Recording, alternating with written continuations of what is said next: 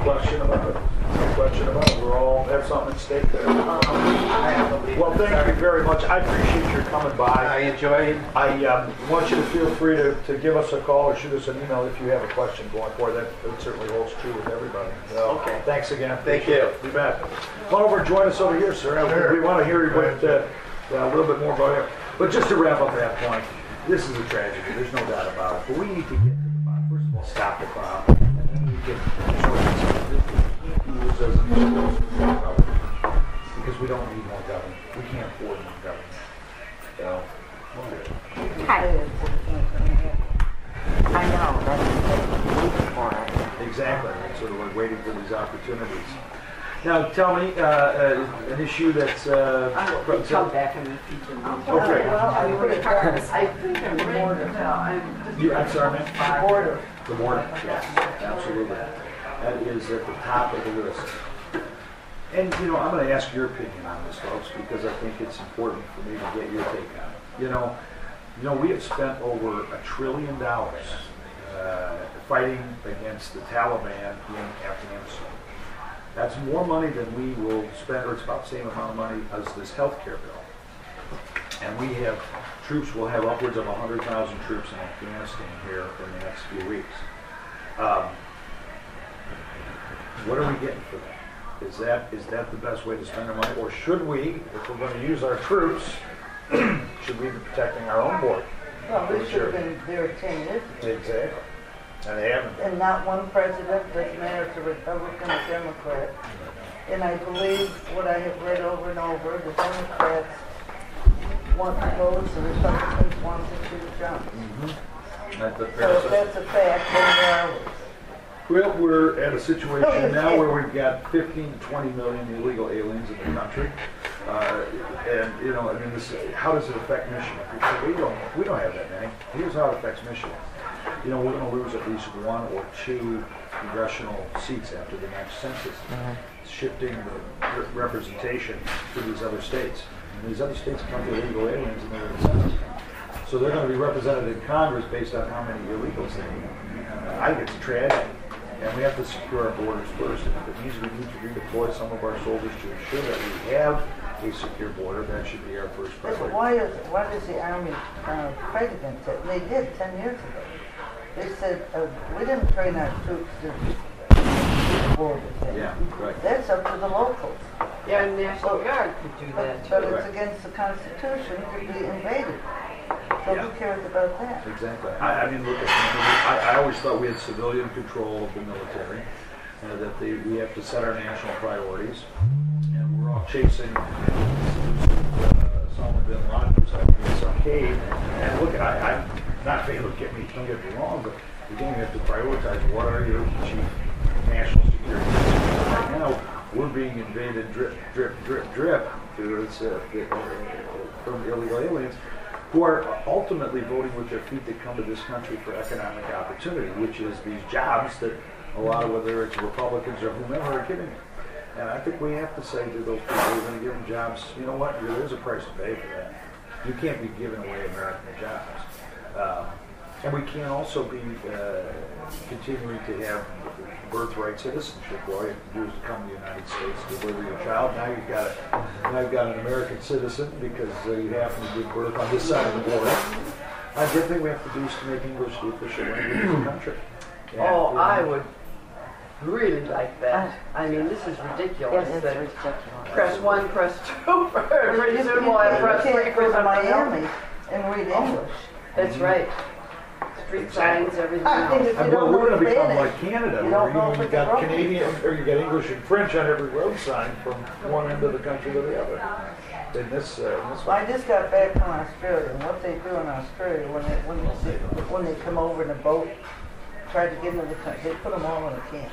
They're all on an island somewhere. It's starting to fill up, but that's where they go. They don't go. Yeah, I read something from their prime minister who said, okay, we're glad to have you here, but you're going to get with the program. You want to be in Australia, you want to speak the language and do things the Australian way, and then you conform to us. We don't conform to That's you. right. Okay? It's the same thing as Mexico. Yeah, that's their new thing. Exactly. That's Mexico, right. yeah. You can't arrive Yeah. without knowing English. Yeah, look Yeah. at Mexico's rules. You can't be an Yeah. immigrant into Mexico without towing the line. But here, you know, we've been over You back. have to speak their language. I just Why know is that? Why do we have to change our ways to accommodate them? I don't understand that at all. Well, And as Pat Buchanan said, whose country is it? Exactly. It's a legitimate question, it seems to me, at this stage of the game.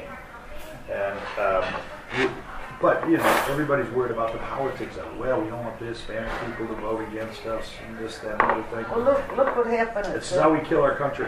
at Cancun. Yeah. No, everybody was afraid to say, well, he's an Arab, so we mustn't talk about it. Then he ends up shooting. Right. There's hardly anybody discuss that. That's right. Politically incorrect, they call it. Well, I'm a believer that we get the kind of government we deserve. And we, you know, people... Excuse me, what'd you say? I said, I believe we get the kind of government we deserve. And elections have scripture. consequences. Yeah. Yes, it is. If nobody cares. And right. Well, it says that in Scripture. You'll get what you deserve. Right. Elections have consequences. And when we send people like Gary Peters and Obama and others to Washington to represent us, this is what we No get. experience. Exactly. Never had a job in their life. What's the main thing? We all were warned. That's right. We were warned. Oh, I mean, I think this immigration issue, you know, it's very complicated. You know, just because of where I come from. You know, my family, my grandparents were born in Eastern Europe, just before the Holocaust. Right. Two of my grandparents were in Auschwitz. So, you know, that's where my heritage comes from. Sure. You know, so I'm very patriotic American. I realized that what I have in this country was not like what my grandparents had when they were growing up. Well, make no mistake, I don't think we can, we have to recognize we're a country of immigrants. I'm very supportive of legal immigration, and frankly, if we've got to Sure. change the numbers of people we allow to be more reasonable, I'd be willing to consider that. What we see, however, is this mass influx of illegal immigrants who bypass the process, people who have waited in line to follow their steps, and then they're told, okay, we're going to have amnesty for all the illegal aliens, so you poor dumb guy who stood in line did it the right way. They waited a year to Yeah, get right, in. exactly. Forget about it because we're sending this other guy to the head of the line. That's the part that bothers me. There's But talk about political. justice. It's all political. Well, this is where we got to stand. Well, you heard Obama when he got up. I couldn't believe it when he said, "No, African Americans and Hispanics, you got me elected." yeah. Imagine picking out two different ethnic people and begging for their help. I mean, it's unconscionable. Yeah. And the environmentalists. Oh yeah, it's a collection of people who make up these diverse groups. Well, you know, I was at the polls on election day in 2008, and it was remarkable. I mean, I saw people who I've never seen voting before, many of whom were African American, and they were there not because they were big supporters of Obama's policies or even active Democrats. They were there because of the historical significance of Barack Obama's candidacy. And it meant it was almost like a religious thing for them. And I do understand that, you know. I understand why they would feel that way. But I will tell you this, the chances of them going back to the polls are probably pretty slim. And we have to mobilize the right thinking people. And the other thing, you know, John McCain pulled out of Michigan. He said, we're done here. And so, you know, we guys like Nolenberg, you know, we're sort of left holding the bag as this onslaught of folks were coming his way. So we can win this race this time and send a signal. And if we can't elect a sort of common sense conservative from Oakland County, I mean, where's it going to happen? Right, exactly. But it's important as to who we nominate, and I've got a couple of opponents in the primary. And I will tell you folks very candidly, I think that the Democrats are going to try to switch the subject. This is what they do very well. And they're going to want to run the campaign against the Republican. And we better have somebody who's squeaky clean, because if they have a room to make the debate about the other guy's background, that's where they're going to spend all their money. And they got a lot of money to spend. My life's an open book, and my background is clean. I can withstand that pressure. I don't have any lawsuits or this or that or any stupid statements about one thing or another. I can keep this race focused on these issues